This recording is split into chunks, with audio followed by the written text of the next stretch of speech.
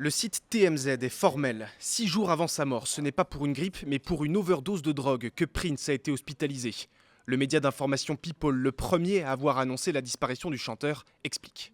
Vendredi dernier, le jet privé de Prince a atterri en urgence à Moline, dans l'Illinois, quelques heures après son concert à Atlanta. Son équipe parle alors d'une grippe.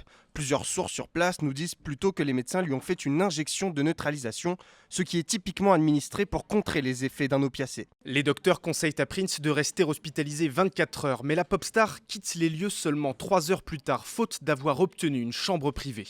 Son état de santé est jugé mauvais. Il remonte pourtant dans son avion pour rentrer chez lui ici, dans le Minnesota. 6 jours plus tard, c'est-à-dire hier, il est précisément 9h43 heure locale, quand un homme non identifié appelle le 911. Voici un extrait de la conversation retranscrite avec les secours.